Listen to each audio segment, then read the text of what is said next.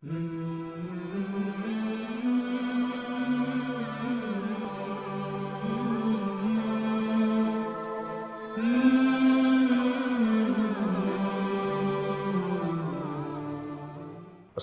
അലൈക്കും വറഹ്മത്തുള്ളാഹി വബറകാതുഹു.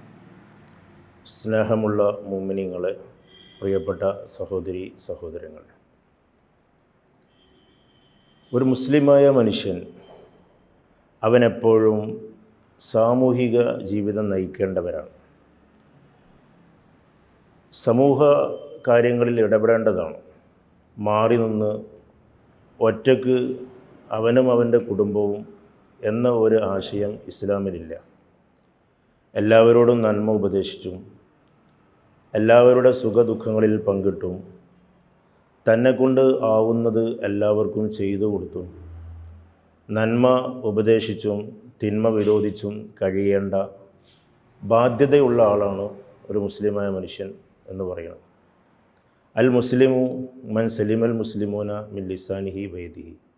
യഥാർത്ഥ മുസ്ലിം ഇതര മുസ്ലിമീങ്ങൾ അവൻ്റെ കൈ, അവൻ്റെ നാവ് തുടങ്ങിയ അവയവങ്ങളിൽ നിന്ന് സുരക്ഷിതമാകുമ്പോഴാണ് ഇവൻ യഥാർത്ഥ മുസ്ലിം ആകുന്നത്.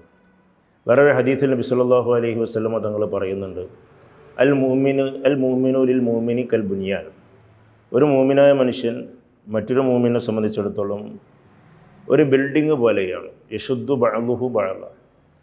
ബിൽഡിങ്ങിൻ്റെ ചില ഭാഗങ്ങൾക്ക് ശക്തി പകരും. പരസ്പര ബന്ധിതമായ ഒരു ബിൽഡിങ്ങിനോടാണ് നബി സല്ലല്ലാഹു അലൈഹി വസല്ലമ തങ്ങൾ മുസ്ലിമീങ്ങളെ അല്ലെങ്കിൽ മുഅ്മിനീങ്ങളെ ഉപമിച്ചത്.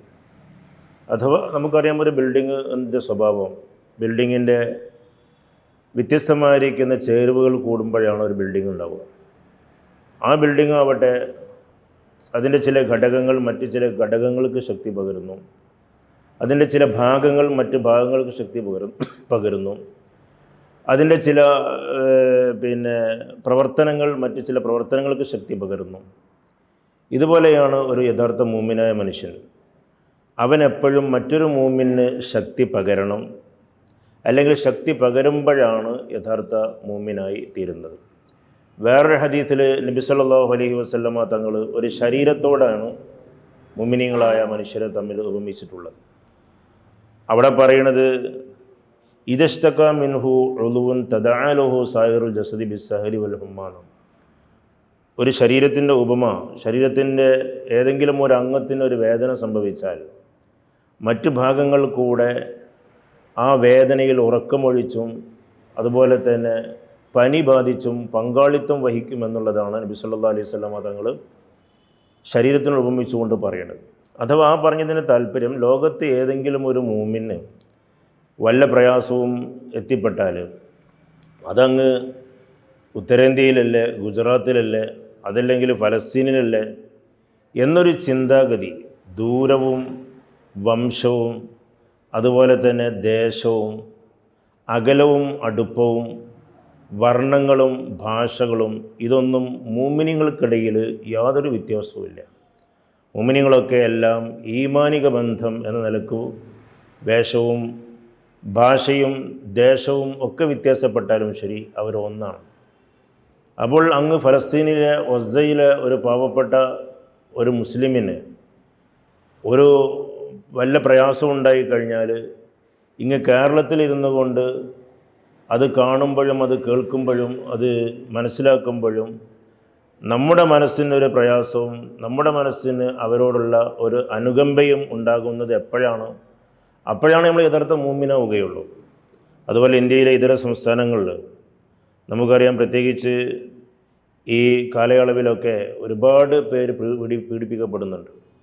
അന്യായമായി പലരും ജയിലിലടക്കപ്പെട്ടിരിക്കുകയാണ്. പലരും പട്ടിണി കിടന്നിട്ട് വിശന്ന് ജീവിതത്തിനോട് അവർ പോരാടിക്കൊണ്ടിരിക്കുകയാണ്. ഇങ്ങനെയുള്ള പല സന്ദർഭങ്ങളും വരുമ്പം നമുക്ക് സുഭിക്ഷമായി ജീവിക്കാൻ നമ്മുടെ കയ്യിലുണ്ടല്ലോ, നമ്മളെന്തിനാ അത് നോക്കണം എന്നൊരു ചിന്താഗതി നമ്മൾ ഒഴിവാക്കണം. നബി സല്ലല്ലാഹു അലൈഹി വസല്ലമ തങ്ങൾ പറഞ്ഞല്ലോ, അയൽവാസി പട്ടിണി കിടക്കുമ്പോൾ വയറ് നിറച്ച് ഉണ്ണുന്നവൻ നമ്മുടെ കൂട്ടത്തിൽപ്പെട്ടവനല്ല. അവിടെ അയൽവാസി നമ്മൾ ചിന്തിക്കേണ്ടത്, രണ്ട് ബന്ധം നമുക്കവിടെ അയൽവശത്ത് ഉണ്ട്. ഒന്ന് ഈമാനിക ബന്ധം, മറ്റൊന്ന് അയൽപക്ക ബന്ധം. ഈ അയൽപക്ക ബന്ധത്തിൽ നമ്മളെല്ലാവരെയും പരിഗണിക്കേണ്ടതാണ്. അവിടെ ഈമാനിക ബന്ധം ഉണ്ടെങ്കിലും ഇല്ലെങ്കിലും ഒക്കെ എല്ലാവരെയും പരിഗണിക്കണം. അക്രിം ജാറക്ക വലൗക്കാന കാഫിറാണ്. നിന്റെ അയൽവാസി കാഫിറാണെങ്കിലും നീ അവനെ ബഹുമാനിക്കണം. അത് അയൽപക്ക ബന്ധമാണ്. പക്ഷെ അതിൻ്റെ ഒക്കെ അപ്പുറത്ത് അയൽപക്ക ബന്ധമാണെങ്കിലും നാട്ടിലെ ബന്ധമാണെങ്കിലും സൗഹൃദ ബന്ധമാണെങ്കിലും അതിൻ്റെ ഒക്കെ അപ്പുറത്താണ് ഈമാനിക ബന്ധം എന്ന് പറഞ്ഞത്. ഇന്നമൽ മുഅ്മിനൂന ഇഖ്വ എന്നാണ്. മുഅ്മിനീങ്ങൾ ഏകോദര സഹോദരങ്ങളാണെന്ന. ഇഖ്വത്ത് എന്ന് പറയുന്നത് രക്തത്തിൽ പിറന്ന സഹോദരങ്ങൾക്ക് അറബിയിൽ പ്രയോഗിക്കുന്ന വാക്കാണ് ഇഖ്വത്ത്.